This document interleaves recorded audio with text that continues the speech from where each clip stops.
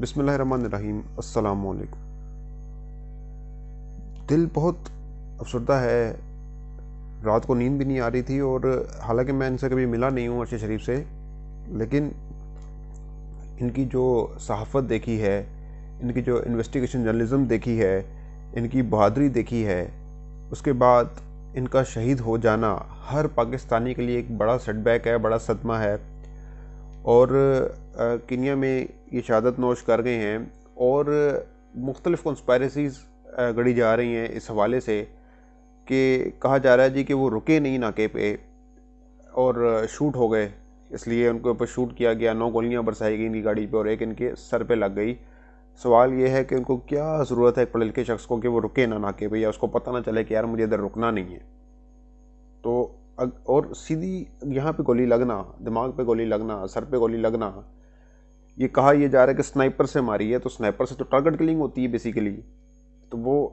ایک باقاعدہ ٹارگٹ کر کے ان کے سر کو ٹارگٹ کیا گیا اور گولی ماری گئی، یعنی تاکہ ان کے بچنے کے چانس کی پیدا نہ ہوں۔ اب اس پہ 2 اسکول آف تھاٹ سامنے آتے ہیں۔ ایک اسکول آف تھاٹ یہ کہتا ہے کہ ان کو دبئی سے ڈپورٹ کرنے کی تیاری کی جا رہی تھی، اور تقریباً کوئی 24 یا 48 گھنٹے کا الٹیمیٹم دیا گیا تھا دبئی حکومت کو کہ وہ ان کو ڈپورٹ کر کے واپس بھیج دے، تو اس وجہ سے وہ کینیا نکل گئے۔ اور ایک اسکول آف تھاٹ یہ ہے کہ وہ بیسیکلی بیہائنڈ کلوز ڈور نامی ڈاکومنٹری کا ایک چرچا بڑا چلا سوشل میڈیا پہ کہ نیٹ فلکس کے تعاون سے وہ آ رہی ہے، تو اس پہ کام کر رہے ہیں بہت سارے جرنلسٹ کام کر رہے ہیں، پی ٹی آئی کے جو رہنما ہیں وہ بھی اس پہ ورک کر رہے ہیں۔ یہ بیسیکلی جو شریفوں کی کرپشن ہے اس کے اوپر ایک ڈاکومنٹری بنائی جانی تھی، جس کے حوالے سے وہ کینیا گئے، تو وہاں کام کر رہے تھے، اور اسی دوران ان پہ یہ فائرنگ ہوئی اور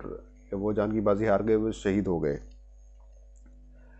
اب سوال یہ پیدا ہوتا ہے کہ ایک بندہ جس کو باقاعدہ ٹارگٹ کر کے شہید کیا گیا، جس کو یہ کہا جا رہا ہے کہ ملک کے لیے خطرہ ہے، ملک کی سالمیت کے لیے خطرہ تھا، اور اس کو شہید کیا، تو میرا سوال یہ ہے، میں یہ نہیں کہہ رہا کہ ٹارگٹ کر دیں، مار دیں، لیکن الطاف حسین کے بارے میں بھی تو یہی کہا جاتا ہے نا۔ الطاف حسین کے بارے میں باقاعدہ یہ ثابت ہے کہ وہ کس طرح سے انہوں نے قتل وگری کی، کس طرح سے بوری بند لاشیں کراچی سے ملتی تھی،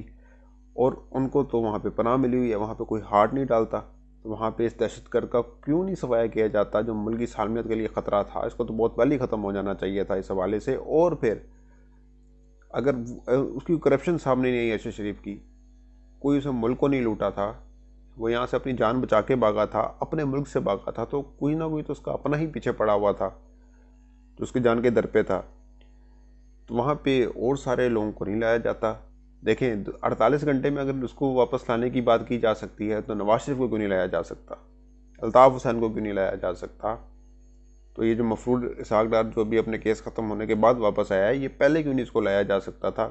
یہ اپنے آپ میں ایک بہت بڑا سوال ہے۔ اب جس طرح سے یہ ارشد شریف کو انہوں نے شہید کیا ہے،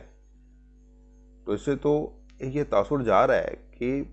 باضابطہ طور پہ ایک منصوبہ بندی کے تحت ان کو ٹارگٹ کیا گیا، ان کو شہید کیا گیا، اور اب اور بھی صحافی جو ہیں وہ بھی یہاں پہ محفوظ نہیں ہیں جو حق سچ کی بات کرتے ہیں، جو گنے چنے صحافی ہیں جن میں ظاہر سی بات ہے خطرہ لاحق ہوگا، عمران ریاض خان کو خطرہ ہوگا،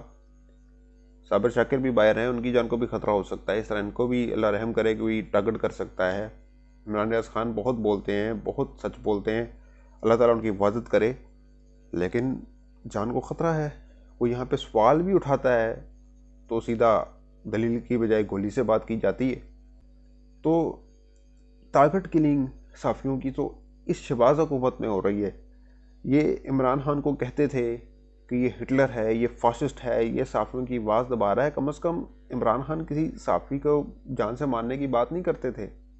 حکم نہیں دیا انہوں نے کسی کو جان سے مارنے کا۔ ویسے ایک پراپرلی سوچا سمجھا قتل ہے، اور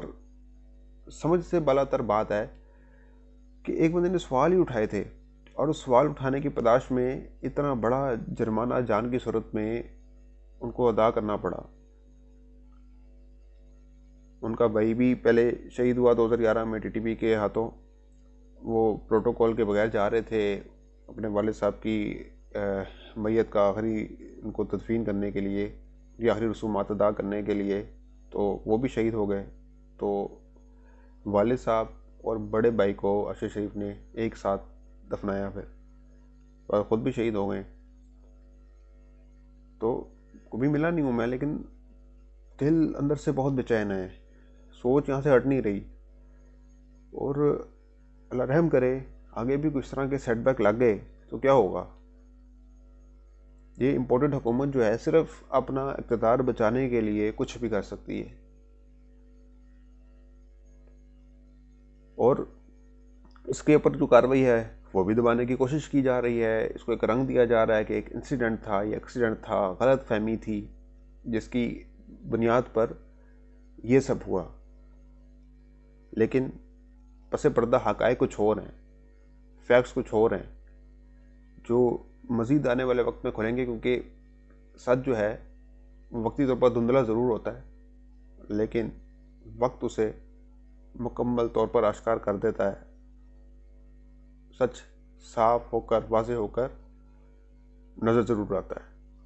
اللہ پاک ارشد شریف کی مغفرت کرے اور ان کی والدہ کو، ان کے اہل خانہ کو صبر جمیل عطا کرے، آمین ثم آمین۔